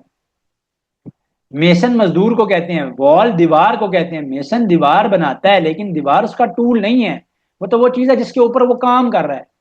तो रीपर क्या होता है? वो सिकल को यूज करता है। रीपर कटाई करने वाले को कहते हैं, और सिकल किसको कहते हैं? दरांती को कहते हैं, जो फसलों को काटने के लिए पहले इस्तेमाल होती थी, अब तो मॉडर्न मशीनरी आ गई ना। Synthesis, construction. सिंथेसिस का मतलब भी क्या होता है? किसी चीज को बनाना, ठीक है। कंस्ट्रक्शन का भी मतलब क्या होता है? कि चीज को बिल्ड करना। आर्टिफिशियल बिल्डिंग नहीं, ये नहीं बनता। Dissection analysis, yes. जब किसी चीज को डायसेक्ट किया जाता है, उसको काटा जाता है, उसको देखा जाता है, और फिर पता चलता है ना कि उसका एनालिसिस कर सकते हैं कि वो किन किन कंपोनेंट से मिलकर बना हुआ है। कंट्री प्रेसिडेंट, अगर कंट्री का प्रेसिडेंट होता है तो स्टेट का क्या होता है? स्टेट का गवर्नर होता है, स्टेट का गवर्नर होता है। अगर तो होता ना कंट्री और प्राइम मिनिस्टर, तो फिर स्टेट का या प्रोविंस का चीफ मिनिस्टर होता। तो प्रेसिडेंट जो होता है वो हेड ऑफ कंट्री होता है। इसी तरीके से head of province, head of state जो होता है वो गवर्नर होता है। जोलॉजी, एनिमल्स, एनिमल्स की स्टडी को जोलॉजी कहते हैं ना। इकोलॉजी, स्टडी ऑफ पोल्यूशन को कहते हैं? नहीं, स्टडी ऑफ पोल्यूशन को तो नहीं कहते ecology. Botany, study of plants को कहते हैं? जी हाँ, तो ये करेक्ट है, इजी था ये। आगे चलेंगे। सेंटेंस कंप्लीशन के क्वेश्चन आ गया। कह रहे हैं a child should not be dash as being either very shy or over confident. A child should not be categorized, instructed, intoned या डिस्ट्रैक्टेड। कैटेगराइज, कैटेगराइज का मतलब होता है किसी को किसी कैटेगरी में फिक्स कर देना।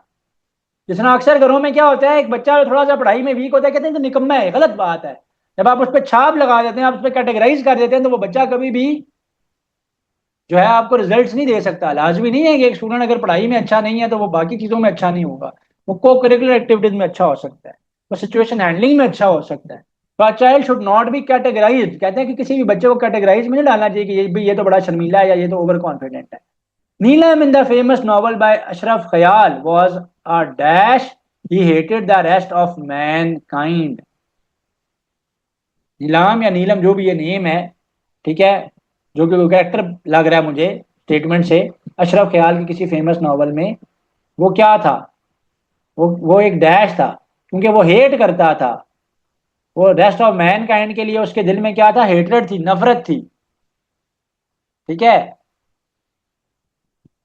तो मिसएंथ्रोप ऐसे शख्स को कहते हैं कि जो बाकियों को, बाकी इंसानों को हेट करता है। जैसे मिसोजिनिस्ट होते हैं ना, कि जो एंटी वेमन होते हैं। फिलैंथ्रोपिस्ट तो लोगों के लिए क्या करते हैं? काम करते हैं। They have love for man kind, they have love for man kind, they have love for man kind. Misanthrope has hatred for man kind. तो मिसएंथ्रोप उसको कहते हैं जिसका मैन काइंड से नफरत होती है। थोड़ा सा डिफिकल्ट है ये, मैं मानता हूँ। Plastic bags are dash symbols of consumer society, they are found wherever you travel. अरे प्लास्टिक बैग जो है ना वो रेयर, एफिमरल, बिक्विशियस या फ्लीटिंग। देखें, रेयर का तो मतलब होता है नायाब, एफिमरल का मतलब होता है शॉर्ट लिव। बिक्विटस का मीनिंग क्या होता है? कि प्रेजेंट, यानी ऐसी चीज जो हर जगह पाई जाए, जा बजा पाए जाए। फाउंड एवरीवेयर, हाँ ये अच्छा वर्ड आया मेरे जहन में, कि दे आर फाउंड एवरीवेयर। यहां हम देखते हैं हर जगह क्या है? प्लास्टिक बैग्स की बहुतात है। ग्रोसरी करने जाएं, आपको ग्रोसरी उसमें डाल के देगा। आप वेजिटेबल्स बाय करेंगे, वेजिटेबल्स उसमें डाल के देगा। मीट बाय करने गए हैं, again plastic bags. So plastic bags are ubiquitous symbols of consumer society. They are found wherever you travel, जहां जाएंगे आपको मिलेंगे। Umar and I dash going, Umar and I am going नहीं, Umar and I was going, was तो आता है नहीं है, वर आता है। Umar and I are going. Anas Umar and I are going, Anas भी है, अनस को पता नहीं क्यों मैंने मिस कर दिया, तो Anas Umar and I are going. ठीक है, क्योंकि तीन है ना, तो तीन के साथ तो वर आना था, वर तो है ही नहीं है, तो पास में तो जा नहीं सकता, है भी नहीं, यहाँ पे मिस है। If I dash time I would have purchase yesterday, would have purchase conditional है। इफ आई हैड टाइम, जी हाँ, थर्ड कंडीशनल सेंटेंस है, तो पास परफेक्ट होगा। सो एक है तो पास परफेक्ट बताने के लिए यूज हो रहा है, और एक के मेरे पास अगर वक्त होता, और एक बता रहा है कि अगर मेरे पास वक्त यानी गुजरे में होता। तो इफ आई हैड टाइम आएगा। थोड़ा सा डिफिकल्ट आज मैंने इंग्लिश का पोर्शन बनाया हुआ है। He walk briskly to catch the morning train, कह रहे आइडेंटिफाई करें जो पार्ट ऑफ स्पीच अंडरलाइन या हाईलाइटेड ब्रैकेट्स में, ये क्या है। ब्रिस्कली का मतलब क्या होता है, क्विकली। तो ब्रिस्कली किसको मॉडिफाई कर रहा है, वर्ड को कर रहा है। वर्ड क्या है, वर्ब है। वर्ब को जो चीज मॉडिफाई करती है वो क्या कहलाती है, वो एडवर्ब कहलाती है। कि मैं तेजी से चला। The driver lost control of the vehicle and collided dash a truck. The driver lost control of the vehicle and collided with a truck. Collision के साथ फिक्स्ड प्रपोजिशन पेयरिंग होती है, विद कोलाइडेड विद, यानी टकराया किसके साथ है, truck के साथ टकराया, collided with a truck. What is the meaning of the idiom in the brackets? The project failed because the team members did not see eye to eye on the budget. Did not see eye to eye on the budget. Eye to eye का मतलब क्या होता है? आई to आई का मतलब ये होता है एक चीज के ऊपर एग्री हो जाना, क्योंकि वो बजट के ऊपर एक दूसरे के साथ एग्रीड नहीं थे, सहमत नहीं थे, इतफाक नहीं रखते थे, जिसकी वजह से प्रोजेक्ट जो है वो उनका सक्सेसफुल नहीं हुआ।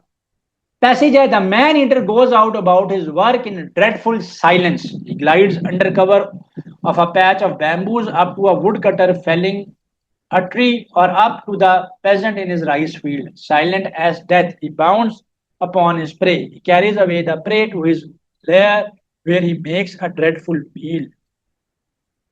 Dreadful कहते हैं जालिम। मैन ईटर आदम खोर जो है वो कहता है glides over the cover of patch of bamboos. Bamboos are type of tree, बांस के ट्री को कहते हैं। वो कहता है कि वो जाता है, या तो वो जो दरख्त काटने वाले किसी वुड कटर को, किसी दरख्त काटने वाले को पकड़ के ले आता है, या पेजेंट, पेजेंट कहते हैं जो फार्मर्स, या कोई गरीब फार्मर अपनी राइस फील्ड में, अपने खेतों की फील्ड में काम करके उसे पकड़ के ले आता है। कहाँ पर ले आता है, अपनी रहने की जगह पे। लेयर कहते हैं ये वो जगह जहाँ पे वो रहता है, गार नुमा वो जो जगह होती है। Very makes a dreadful meal. In the passage the writer tells us about. जितना ये अजीब पैसेज दिया हुआ है एग्जामिनर ने, उतना ही आसान सवाल पूछा हुआ है कि पैसेज किसके बारे में है। साइलेंस ऑफ द फॉरेस्ट के बारे में नहीं, एडवेंचर्स नहीं है भाई, हंटिंग मेथड भी नहीं है। एक मैन ईटर है जो किस तरीके से अपनी प्रे को नो डाउट हंट करता है, लेकिन असल में ये एक मैन ईटर के बारे में है। So now moving on to the sciences portion of this mock exam. Physics का पोर्शन है। पहले कह रहा है what is the system international unit of electric potential difference. Electric potential difference का सिस्टम इंटरनेशनल यूनिट क्या होगा। इलेक्ट्रिक पोटेंशियल डिफरेंस का सिस्टम इंटरनेशनल यूनिट जो है वो वोल्ट होता है। जब 1 जूल का वर्क डन किया जाए 1 कूलम के चार्ज के ऊपर, 1 वोल्ट का पोटेंशियल डिफरेंस होता है। 1 वोल्ट का पोटेंशियल डिफरेंस होता है। सिंपल हार्मोनिक मोशन का क्वेश्चन है। पेपर्स में क्वेश्चन के ऊपर हेडिंग नहीं होती, मैंने टॉपिक वाइज दी है ताकि आपको आइडिया हो सके कि कौन कौन से टॉपिक जो हैं इस मॉक के अंदर मैंने जो है वो उनके एमसीक्यूज ऐड किए हैं। ठीक है, which are the following physical quantities remains constant for a system executing simple harmonic motion in the absence of dissipative forces. कह रहा है कि कौन सी फिजिकल क्वांटिटी कांस्टेंट रहती है एक ऐसे सिस्टम के अंदर कि जो सिस्टम एक सिंपल हार्मोनिक मोशन जो है वो एग्जीक्यूट कर रहा है। सो जहां पे डेसिपेटिव फोर्सेस की एब्सेंस है। ठीक है, तो एसएचएम के अंदर क्या होता है कि टोटल एनर्जी जो होती है वो कंजर्व रहती है। तो टोटल मैकेनिकल एनर्जी जो है वो कंजर्व रहती है। याद रखिएगा कि एक्सट्रीम पोजीशंस के ऊपर, फॉर एग्जांपल अगर मैं एक पेंडुलम ड्रॉ करता हूँ और ये पेंडुलम की मेन पोजीशन है, ये उसकी एक्सट्रीम पोजीशन है, ये उसकी दूसरी एक्सट्रीम पोजीशन है, तो पेंडुलम की जो एनर्जी है एक्सट्रीम पोजीशन के ऊपर, वो यहाँ पर पोटेंशियल एनर्जी मैक्स होती है।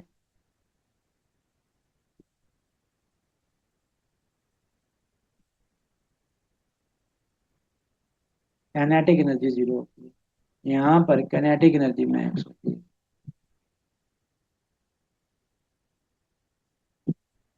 मैक्सिमम होती है। और पोटेंशियल एनर्जी क्या होती है, जीरो होती है। सेम गोज यहाँ पर भी पोटेंशियल एनर्जी मैक्सिमम होती है, काइनेटिक एनर्जी जीरो होती है, तो total energy, total mechanical energy जो है वो कंजर्व रहती है, वो सेम रहती है। अ convex lens has a focal length of 20 centimetre, F जो है फोकल लेंथ की वो है जी 20 सेंटीमीटर गिवन है। If an object is place at a distance of 40 centimetre, एक ऑब्जेक्ट जो है वो प्लेस किया गया 40 सेंटीमीटर के डिस्टेंस के ऊपर, यानी पी की वैल्यू कितनी है, 40 सेंटीमीटर।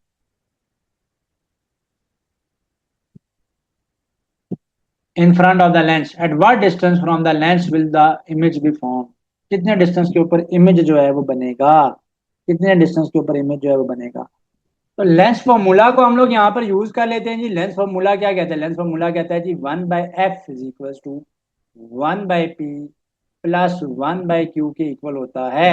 ठीक है, जो फोकल लेंथ है वो सम होती है, रेसिप्रोकल, रेसिप्रोकल का फोकल लेंथ होता है वो सम होता है reciprocal of the image distance and object distance का। सो हमने क्या निकालना है, हमने क्यों निकालना है कि इमेज कहाँ पे बनेगा, वैल्यूज को प्लग इन कर देते हैं, 1/20 हो जाएगा ये, इज इक्वल टू 1/40 हो जाएगा ये, प्लस 1/q जो है वो हमने फाइंड आउट करना है। 1/40 को हम यहाँ पर ले जाएंगे लेफ्ट साइड पे,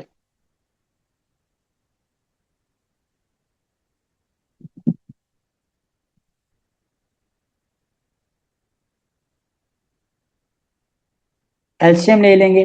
ठीक है, 40 इधर चला जाएगा, 20 इधर चला जाएगा, 40 में से 20 को क्या कर लिया हमने, माइनस कर लिया, नीचे जो है वो दोनों का प्रोडक्ट आ जाएगा, 40 × 20 इज इक्वल टू क्या है जी, 1/q है।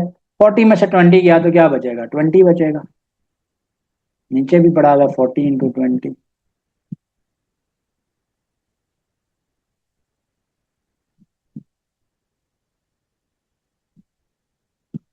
20 को 20 के साथ कैंसिल कर देंगे, क्यू की वैल्यू क्या आ जाएगी, रेसिप्रोकल ले लेंगे ना वापस। यहाँ पर तो क्या आ गया था, यहाँ पर आया 1/q इज इक्वल टू 1/40 बच गया, दोबारा रेसिप्रोकल ले लें तो क्यू की वैल्यू भी कितनी आ गई है, 40 सेंटीमीटर ही आ गई है। तो क्यू जो है वो इमेज जो है वो 40 सेंटीमीटर के डिस्टेंस में बनेगा।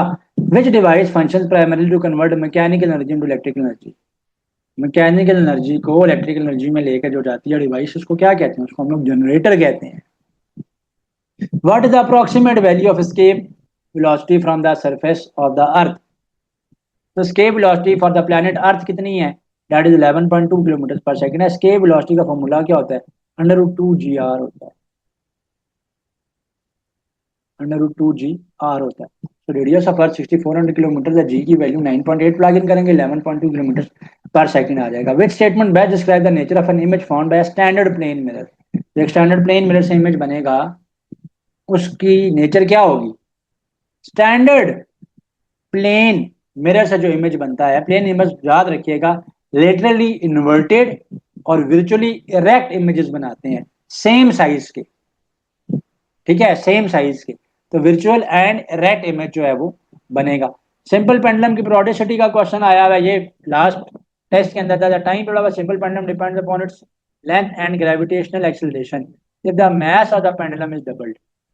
अगर इतनी भी स्टेटमेंट देता है कि the mass of the pendulum is doubled while keeping all the other parameters constant, how will its time period change, time period तो चेंज नहीं होगा ना, it will remain unchanged। why, because जो सिंपल पेंडुलम है उसका time period का formula क्या है, 2π√L/g लेंथ है, और g जो है वो ग्रेविटेशनल एक्सेलरेशन g की वैल्यू है। तो मैथ के ऊपर तो डिपेंड ही नहीं करता, मैथ को बढ़ाएंगे या कम करेंगे उसने अनचेंज रहना है। अब body moving along a straight path with uniform velocity possesses, एक बॉडी जो कि स्ट्रेट पाथ में मूव कर रही है, यूनिफॉर्म वेलोसिटी से मूव कर रही है, तो उसकी क्या चीज यूनिफॉर्म वेलोसिटी पोजेस, किस चीज को पोजेस करेगी, कांस्टेंट नॉन जीरो एक्सेलरेशन, तो क्या उसकी कांस्टेंट और नॉन जीरो एक्सेलरेशन होगी? ठीक है, देखें एक्सेलरेशन जो होती है वो rate of change of velocity होती है। तो अगर वेलोसिटी यूनिफॉर्म है, यूनिफॉर्म वेलोसिटी है, तो एक्सेलरेशन जीरो होगी ना। एक्सेलरेशन जीरो होगी ना, क्यों? क्योंकि वो क्या होती है V F minus V I divided by T, divide by T, तो जीरो एक्सेलरेशन है। डायमेंशनल एनालिसिस का क्वेश्चन है, what is the dimensional formula for the mechanical strain? Strain का फार्मूला क्या होता है?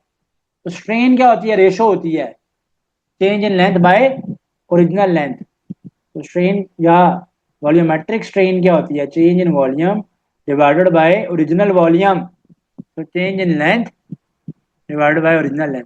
ऊपर भी सेम यूनिट है, नीचे भी सेम यूनिट है। जब सेम यूनिट्स की आप रेशो लेते हैं तो पीछे क्या बचता है? No units. तो जब यूनिट्स नहीं है तो डायमेंशंस भी नहीं होंगी, क्योंकि ये क्या है? ये यूनिट लेस क्वांटिटी है। तो जब यूनिट लेस क्वांटिटी है तो डायमेंशंस भी नहीं होंगी। No dimension, no units, it's a dimensionless quantity. AC power का क्वेश्चन आ गया, what is the standard frequency of AC current, यानी अल्टरनेटिंग करंट की पावर सप्लाई जो कि पाकिस्तान में है। तो स्टैंडर्ड जो फ्रीक्वेंसी है अल्टरनेटिंग करंट की पाकिस्तान में वो 50 हर्ट्ज है। ठीक है, तो 50 हर्ट्ज जो है हमारे यहाँ पे फ्रीक्वेंसी आती है, और 220 वोल्ट जो है वो उसका एम्पलीट्यूड होता है, 220 टू 240 वोल्ट। ठीक है जी, केमिस्ट्री के पोर्शन की तरफ चलते हैं। कह रहा है which gas is evolved when metallic zinc reacts with dilute hydrochloric acid? A oxygen, B hydrogen, C chlorine, D nitrogen. जब भी जिंक का रिएक्शन होता है डाइल्यूट हाइड्रोक्लोरिक एसिड के साथ, तो हाइड्रोजन गैस साथ डिस्प्लेस होती है, क्योंकि जिंक क्लोराइड बनेगा, जिंक क्लोराइड बनेगा। ठीक है ना। डाइल्यूट एसिड में क्या होता है, वो हाइड्रोजन को डिस्प्लेस कर देते हैं ना, हाइड्रोजन को वो क्या कर देते हैं? डिस्प्लेस कर देते हैं। तो HCl का जब रिएक्शन होगा किसके साथ? HCl का रिएक्शन होगा किसके साथ? जिंक के साथ। जिंक के साथ जब इसका रिएक्शन होगा तो क्या बनाएगा? ये जिंक क्लोराइड बनाएगा, ZnCl2 बना लेगा। ठीक है, और साथ में हाइड्रोजन गैस जो है वो लिबरेट होगी।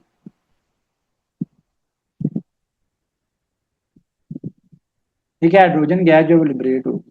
पीएच वैल्यू जो है ना न्यूट्रल एक्वस सोल्यूशन की 25 डिग्री सेल्सियस पे कितनी होती है? न्यूट्रल सोल्यूशन की 25 डिग्री सेल्सियस के ऊपर जो पीएच की वैल्यू है वो 7 होती है, एब्सोल्यूट वैल्यू उसकी 7 होती है। Which one of the following exhibit the highest electronegativity on the polling scale? On the polling scale the most electronegative जो एलिमेंट है ऑन द पीरियोडिक टेबल वो फ्लोरीन है। और फ्लोरीन की on the polling scale electronegativity की value 4.0 है। तो 4.0 इसकी वैल्यू है। What does 1 mole of an ideal gas occupied standard temperature and pressure? Standard temperature और प्रेशर के ऊपर किसी भी गैस का जो वॉल्यूम होता है वो 22.414 क्यूबिक डेसीमीटर होता है। और 1 क्यूबिक डेसीमीटर जो है वो 1 लीटर के इक्वल होता है, याद रखिएगा। तो ये क्यूबिक डेसीमीटर में तो कितना होता है? 22.414 क्यूबिक डेसीमीटर है। ठीक है, तो जो कि लीटर्स में भी क्या आ जाएगा? 22.4 litres. The atomic number of a neutral atom, fundamental property represents the number of the atomic number of a neutral atom, fundamental property number property represent the number of atomic number जो होता है वो number of protons और number of electrons दोनों के equal होता है। Neutrons in the nucleus के इक्वल नहीं होता, न्यूक्लियॉन्स इन द न्यूक्लियस के भी इक्वल नहीं होता। वैलेंस इलेक्ट्रॉन्स के इक्वल तो होता है आपका वो ग्रुप नंबर होता है, एटॉमिक नंबर नहीं होता।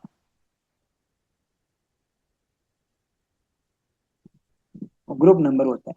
और नंबर ऑफ शेल्स जो होते हैं पीरियड नंबर के इक्वल होता है। तो एटॉमिक नंबर या तो नंबर ऑफ इलेक्ट्रॉन्स होता है and equal to number of protons in the nucleus होता है। Which type of chemical bond is formed by mutual sharing of one or more pairs of electrons between atoms? Mutual sharing से तो covalent bond form होता है, तो बहुत आसान था। Which of the following chemical elements belong to group one alkali metals? तो group one alkali metals इसमें से कौन सा है? मैग्नीशियम नहीं, मैग्नीशियम नहीं है, सोडियम है। ठीक है, तो सोडियम जो है वो ग्रुप 1A से बिलोंग करता है। Chemically what is the primary component of rust? Rust जो होती है वो आयरन ऑक्साइड होती है, Fe2O3 होती है और साथ उसमें वाटर होता है, तो हाइड्रेटेड आयरन ऑक्साइड होता है ये, hydrated iron oxide correct answer है। Fe2O3 होती है rusting,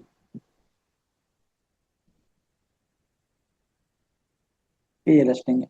Which of the following atmospheric gases is primarily responsible for the enhanced greenhouse effect?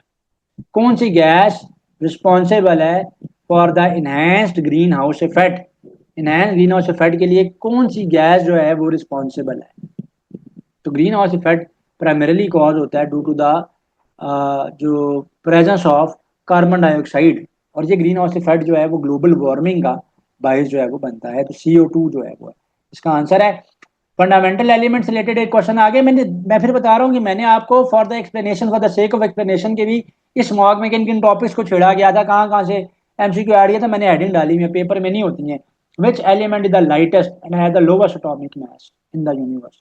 सबसे लाइटेस्ट एलिमेंट कौन सा? हाइड्रोजन है। एटॉमिक नंबर भी 1, एटॉमिक मास नंबर भी अप्रोक्सीमेटली 1 ही होता है, क्योंकि 1.008 एटॉमिक मास यूनिट AMU होता है। तो लाइटेस्ट और स्मॉलेस्ट या फिर लोवेस्ट एटॉमिक नंबर वाला एलिमेंट जो है वो हाइड्रोजन ही बनता है। हम लोग कंप्यूटर साइंसेस का पोर्शन है उसकी तरफ चल जाएंगे। Convert the binary number 101101 into its equivalent decimal base.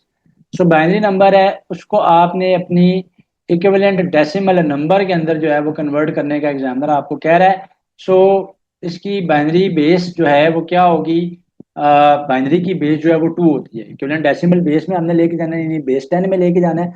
तो क्या करेंगे, बड़ा सिंपल काम है, हम लोग हर एक नंबर को 2 से मल्टीप्लाई करेंगे और हम उसको पावर अलॉट करेंगे। 1 इंटू 2 है, प्लस 0 इंटू 2 है, फिर साथ मेरे पास ये वाला 1 इंटू 2 है, उसको ऐड कर दूंगा, फिर अगेन मेरे पास ये वाला 1 इंटू 2 है, फिर इसके साथ 0 इंटू 2 है, फिर जो है क्या हो जाएगा, 0 इंटू 2 आ जाएगा ये यहाँ पर, और इसके साथ जो है वो राइट साइड पे भी क्या हो जाएगा मेरे पास, +1 इंटू 2 हो जाएगा। पावर जो लॉट करेंगे जी, यहाँ पर 2 की पावर क्या है, 0 है, यहाँ पर 2 की पावर 1, 2, 3, 4 और 5 हो जाएगी। 2 की पावर 5 क्या होती है, 32। 1 इंटू 32 करेंगे तो 32 आ जाएगा, प्लस 0 आ जाएगा, 2 का क्यूब जो है वो 8 आ जाएगा, 2 का स्केयर जो है वो 4 होता है, 4 इंटू 1 करेंगे 4 आ जाएगा, 0 इंटू 2 करेंगे तो 0 आ जाएगा, 2 की पावर 0 जो होती है वो 1 होती है, 1 इंटू 1 करेंगे तो 1 आ जाएगा। 32 में 8 को ऐड करेंगे 40, 40 में 4 को ऐड करेंगे 44, और 44 में 1 को ऐड करेंगे तो इक्विवेलेंट डेसिमल जो है वो इसका 45 बन जाएगी वैल्यू। ठीक है जी। लैंग्वेज प्रोसेसर का क्वेश्चन है, कंपाइलर से आया हुआ क्वेश्चन। ये मैंने हेडिंग्स खुद डाली हुई लास्ट मॉक के बाद, स्टूडेंट्स कहते हैं कि जी थोड़ा सा बताया कि किस किस टॉपिक को कवर किया गया है इस वाले मॉक में। अच्छा, तो क्वेश्चन है कह रहे हैं the following best describe the function of a compiler. Function क्या करता है, कंपाइलर क्या फंक्शन करता है? तो कंपाइलर जो है वो ट्रांसलेट करता है हाई लेवल प्रोग्राम को into its machine language equivalent code में। ठीक है। और कंपाइलर और ट्रांसलेटर में क्या फर्क होता है? कंपाइलर क्या करता है कि कंपाइलर जो है पहले पूरे प्रोग्राम को कन्वर्ट करता है, कंप्लीट सोर्स कोड को वो कन्वर्ट करता है इनटू इक्विवेलेंट मशीन कोड, उसके बाद एग्जीक्यूशन करता है। जबकि इंटरप्रेटर में क्या होता है, इंटरप्रेटर में एक लाइन पहले कन्वर्ट होती है, एग्जीक्यूट होती है, फिर दूसरी लाइन कन्वर्ट होती है, एग्जीक्यूट होती है। ये फर्क भी है कंपाइलर इंटरप्रेटर का। तो translate the entire high level programme into a machine language code, source code को मशीन लैंग्वेज इक्विवेलेंट कोड में लेके जाता है, कंप्लीट कोड को, उसके बाद जो एग्जीक्यूशन करता है। नेटवर्क टोपोलॉजीज कह रहा है in which network topology is every node connected to a central hub. ठीक है। स्टार टोपोलॉजी में सारे नोड्स एक सेंट्रल हब के साथ या स्विच के साथ जो है वो कनेक्टेड होते हैं। तो आंसर क्या बनेगा इसका, स्टार टोपोलॉजी बनेगा। At which layer of the open systems interconnection model OSI model does logical IP routing take place? Network layer का ये काम है ना। नेटवर्क लेयर क्या करती है, IP एड्रेसिंग को मैनेज करती है, पैकेट फॉरवर्डिंग को देखती है, और राउटर लेवल के ऊपर ट्रैफिक मैनेजमेंट को देख रही होती है ना। तो नेटवर्क लेयर का ये काम है। Which formatted output specifier in the C language printf function is used to display a floating point number? Floating point number को अगर आपने डिस्प्ले करना है तो %f जो है वो उसका स्टैंडर्ड फॉर्मेट स्पेसिफायर है, और %d जो है वो इंटीजर्स के लिए होता है, ये वाला। ठीक है। ये तो 12 फ्लोटिंग का पूछा तो फ्लोट का है, ये होता है इंटीजर्स के लिए। ये होता है कैरेक्टर्स के लिए और ये होता है स्ट्रिंग एरेज के लिए। What is the correct syntax for declaring a function definition in C that accepts an integer parameter and returns no value? तो कौन सा function it returns no value? तो void इंडिकेट करता है कि कोई वैल्यू रिटर्न नहीं हुई है। So void display int X और आगे फंक्शन की बॉडी होगी, तो it will represent that no integral value is returned, no value is returned, and yes, it is accepting an integral parameter as input. ठीक है जी, आगे चलेंगे। ऑपरेटिंग सिस्टम फंक्शंस का क्वेश्चन आया है जी, which core module of an OS stays in the memory at all time to manage hardware resources, CPU scheduling and process execution. तो सीपीयू शेड्यूलिंग के लिए, प्रोसेस एग्जीक्यूशन के लिए, और हार्डवेयर जो एलोकेटेड हार्डवेयर है उसके रिसोर्सेज को मैनेज करने के लिए ओएस का कौन सा पार्ट हमेशा रिजाइड करता है मेमोरी में?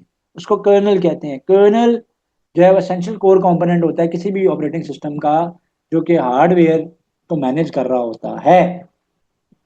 Why is RAM, random access memory, classified as volatile primary memory? बहुत इजी क्वेश्चन है। Once the power is off, ठीक है, power supply is turn of, data जो है वो लूज कर देती है रैम, ठीक है, loses all stored data when the power supply is turn off. Cache memory क्या है? Where is cache memory? Logically position within the computer system to minimize the memory latency. ठीक है, time को reduce करने के लिए, latency को reduce करने के लिए कैशा मेमोरी जो होती है वो सीपीयू के साथ कनेक्टेड होती है। ठीक है, सीपीयू के साथ connected, directly between the CPU and the main RAM. In MS Word what is the shortcut key combination used to align selected text centrally? तो सेंट्रल अलाइनमेंट के लिए हम लोग कंट्रोल ई को यूज करते हैं, लेफ्ट अलाइनमेंट के लिए हम लोग यूज करते हैं कंट्रोल एल को, राइट के लिए करते हैं कंट्रोल आर को। कंट्रोल सी को नहीं करना सेंट्रल के लिए, कंट्रोल सी तो आप सबको पता है कि वर्ड प्रोसेसिंग सॉफ्टवेयर में कॉपी के लिए यूज होता है। तो एनालिटिकल रीजनिंग का जो पार्ट है उसका लिंक मैंने डिस्क्रिप्शन में ऐड कर दिया है, फर्स्ट पिन कमेंट में भी ऐड कर दिया, वहां से इस पेपर के एनालिटिकल रीजनिंग के मॉक पोर्शन को लाजमी कवर कीजिएगा, ताकि आप 100% अपने एनटीएस के टेस्ट की प्रिपरेशन कर सकें। Till next mock examination, thank you so much and Allah Hafiz.